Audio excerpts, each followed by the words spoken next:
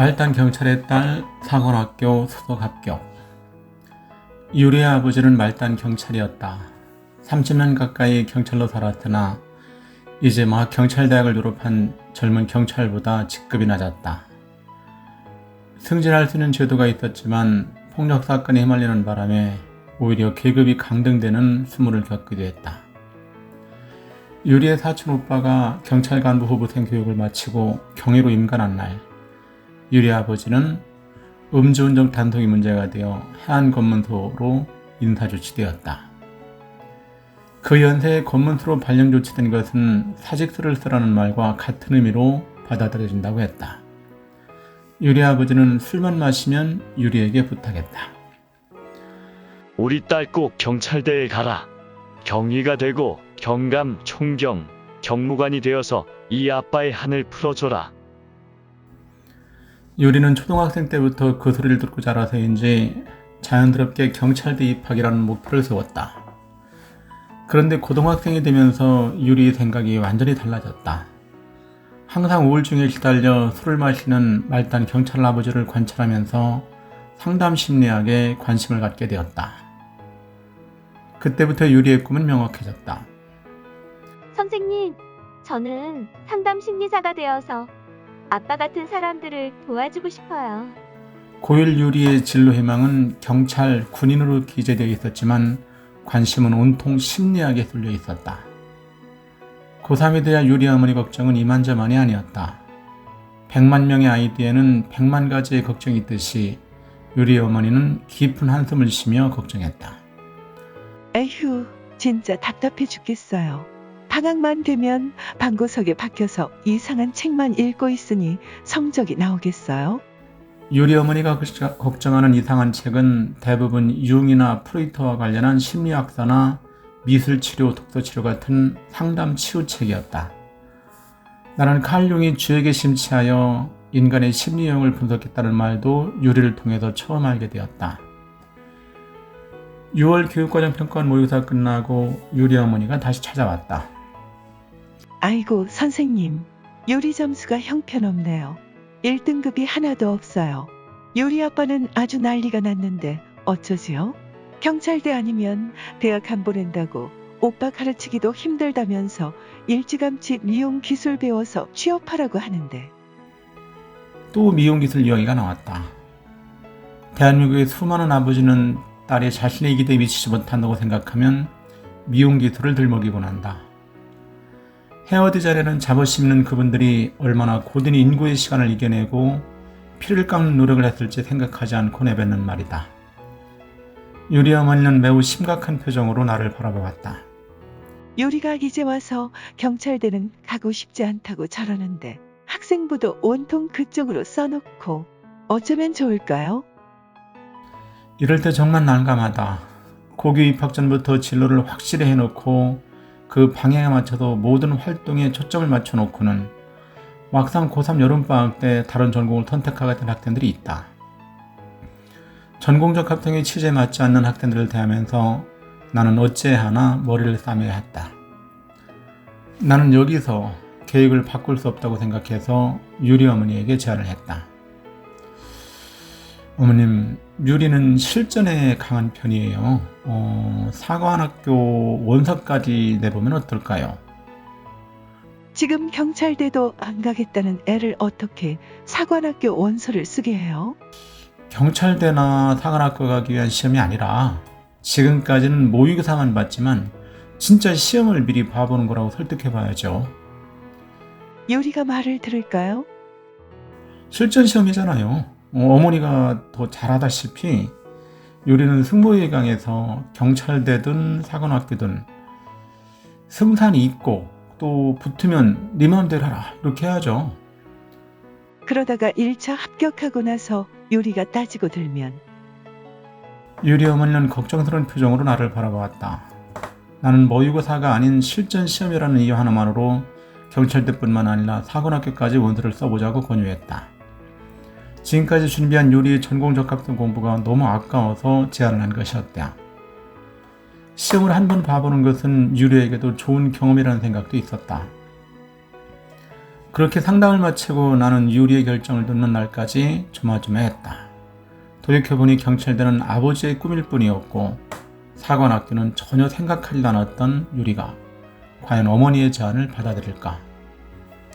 근데 어머니가 어떻게 설득을 했는지 유리는 경찰대와 사관학교에 모두 원서를 냈다. 그리고 결과는 공군사관학교 1차 시험 합격. 유리는 군인이 될 마음이 없었기에 시큰둥했고 어머니는 기대하던 경찰대가 아니라서 별다른 감흥이 없어 보였다. 그런데 뜻밖의 변수가 일어났다. 유리는 아주 상기된 얼굴로 같은 반 여학생의 만행을 고자질했다. 어휴, 진짜 나쁜? 아니 글쎄, 걔가 공사에 가지도 않을 거면서 왜 시험을 봐가지고 자기 같은 애들 기회를 뺏느냐면 난리를 떠는데 진짜 재수 없어요. 지가 뭔데 나보고 공사 2차 시험에 가지 말라고 협박을 해요? 내가 아주 완전히 초전에 박살을 내버려야지. 초전의 박살, 초전 박살. 이건 어떤 특정 직업군인 사람들이 자주 하는 말이 아닌가? 유리에게서 문득 강한 군례 기운이 느껴졌다. 유리의 수다는 1시간 넘게 계속되었다. 유리는 결국 담당 선생님의 손에 이끌려 원장실에서 끌려 나가면서도 재수없는 애에 대한 성토를 이어나갔다. 그 이후에 유리는 수업 시간마다 팔굽혀펴기를 몇 번 했다고 자랑했다. 그런 말을 하는 학생이나 그런 말을 듣는 선생이나 영혼 없는 대답만 오고 갔다. 유리가 사관학교 실력검정시험을 준비하는 이유는 합격이 목표가 아니라 오직 그 재수없는 애의 코를 눌러주기 위한 오기일 뿐이었으니까. 그런데 유리는 2차 시험을 보자마자 나에게 전화를 걸어왔다. 헤헤, 선생님, 저 오늘 팔굽혀펴기 몇 번 했는지 아세요? 무려 19번이나 했어요.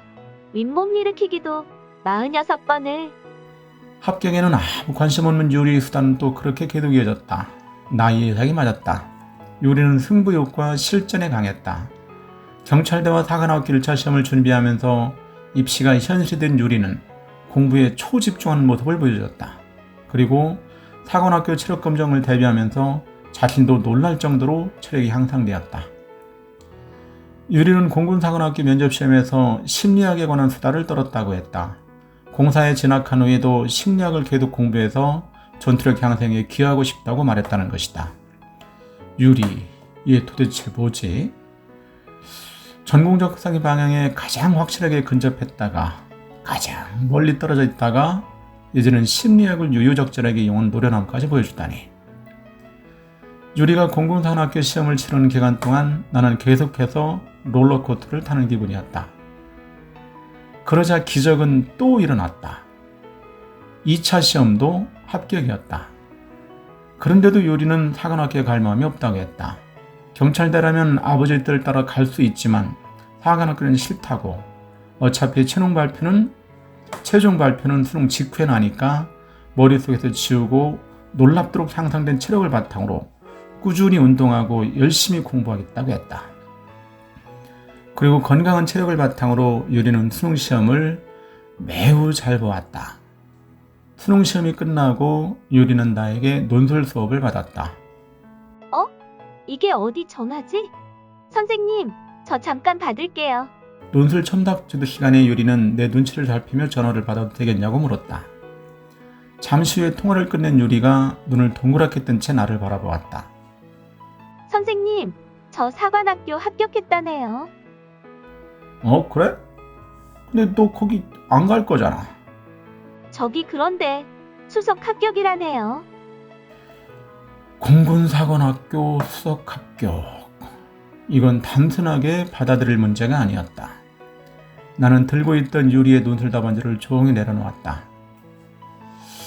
유리야, 내가 보기에 너의 운명은 정해져 있었어. 수석 합격이면 가라. 그래도 될까요? 유리의 눈동자는 더 커졌다. 나는 조용히 고개를 끄덕였다. 유리는 사관학교를 졸업하고 지금은 공군 소령으로 복무 중이다. 사관학교에 간 유리를 만났다. 유리는 입학 후에도 심리학을 매우 심층적으로 공부했다고 이야기했다. 장교가 된 후에도 심리학과 연계한 사병교육 프로그램에 참여했다고 특수심리전은 왜 그렇게 재밌나 모르겠다며 노스를 떨었다. 그런데는 네가 특수심리전 이런 걸 막 개발하고 그러는 거야? 나는 신기해하며 유리에게 물어보았다. 유리는 아주 도도한 표정으로 대답했다. 선생님, 민간인에게 제가 말해줄 수 있는 선이 제한돼 있다는 거 아시지 않습니까? 그건 군사 비밀입니다. 더 알려고 하지 마세요. 선생님, 다치실 수 있습니다. 나는 공군 장교 정복을 입은 유리를 지어박았다. 우리는 그렇게 깔깔거리며 한참을 웃었다. 공군 사관학교 수업 합격한 유리처럼 의도적으로라도 좋아하는 무엇인가를 만들기 바란다. 나는 그것을 막연한 사랑이라고 한다. 일단 무엇인가 좋아하는 한 가지를 만들어 놓으면 그것을 바탕으로 변화해 나가는 길이 열린다. 실제로 진로를 탐색하다 보면 전혀 다른 길이 나오기도 한다. 막연한 사랑으로 시작했지만 진짜 인연을 만날 수 있는 것이다. 심리학과 공군사관학교는 아무 관계가 없어 보이지만 발상을 전환하면 군대처럼 심리학이 유용하게 적용되는 곳도 흔치 않을 것이다. 유리가 공군사관학교 사전군사후 훈련 입기로 하는 어느 날 머리가 사야한 분이 찾아왔다. 유리의 아버지였다. 선생님, 이 모든 게 선생님 덕분입니다. 우리 딸이 사관학교 합격이라니. 제가 모시고 있는 경찰서장님도 우리 딸이 공군 사관학교 수석 합격이라는 말을 듣더니 직접 저를 불러 격려해 주시고 우리 딸이 사관생도가 되고 공군 장교가 된다고 생각하니 저희 인생을 보상받는 기분이 들어 너무 가슴이 벅차서. 유리 아버지는 말을 잇지 못하고 눈물을 글썽거렸다. 나는 그 순간 내 아버지를 보았다. 학교 문턱에도 가보지 못한 아버지. 출생신고를 할 때 자식 이름만큼은 직접 당신 손으로 쓰고 싶어서 한글을 배우셨다는 아버지. 막내 아들이 쓴 소설이 신문에 난 것을 보고 언제나 품속에 넣고 다니셨던 아버지. 나는 그저 유리에게 일단 시험이나 봐보자고 고년밖에 없는데 이렇게까지 그 아버지가 감사하니 송구할 따름이었다. 입 밖으로 표현하지 못했지만 나의 마음은 되누고 있었다. 내 아버지와 같은 당신을 웃게 할 수 있어 정말로 행복합니다. 내 손을 꼭 잡고 울먹거리던 30년 말단 경찰. 머리가 새하얀 늙은 아버지의 온기는 아주 오랫동안 따뜻하게 남아있었다. 유리의 사례에서 볼 때 전공적 합성의 가장 순수한 취지는 심리학을 설정하고 심리학과에 가는 것이다. 공군사관학교를 목표로 해서 공군사관학교에 갔다면 이 또한 전공적 합성의 취지를 가장 잘 살렸다고 본다. 그런데 전공적 합성의 참 의미를 살펴보면 지속적이고 체계적인 진로 탐색이다. 그러므로 심리학을 활용해서 공군사관학교에 입학한 것도 전공적 합성의 취지에 부합한다. 공군사관학교의 공묘 나오는 부하를 교육하고 도전적 임무를 완수하도록 이끌며 극한의 상황에서도 리더십을 발휘한다는 조직심리학과 연관되어 있다.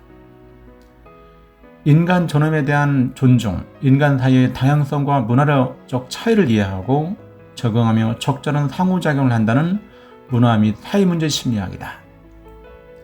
명확하고 논리적인 의사소통과 효과적인 상호작용으로 팀워크를 발휘한다.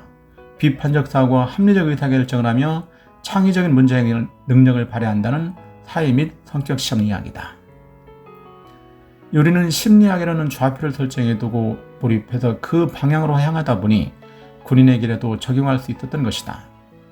전공적 합성의 가장 중요한 취지는 공부를 해야 하는 확실한 이유가 있어야 한다는 것이다. 그냥 막연하게 국영수 열심히 공부하고 성적 나오는 걸 봐가면서 대학을 선택한다면 고등교육의 진정한 의미에 퇴색될 수밖에 없다. 본문에서 막연한 사랑이라는 말을 쓴 것처럼 진짜 사랑해야 할 전공을 쉽게 만나기는 어렵다. 그래서 남들이 좋다고 하고 취업이 잘 된다고 하는 인기학과에 편중되는 경향이 있다. 유리에게 경찰대학은 막연한 사랑이었다. 공부를 하다 보니 진짜 사랑하는 심리학을 만났다.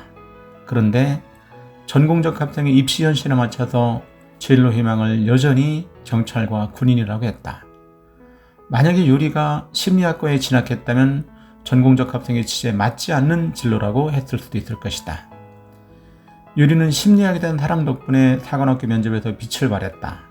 심리학과 군대의 특성을 잘 연계했기 때문이다. 사관학교 진학 후에도 심리학을 특화시킨 임무수행을 하고 있다. 전공적 합성의 롤러코스터는 가장 극적인 해피엔딩을 만들어냈다.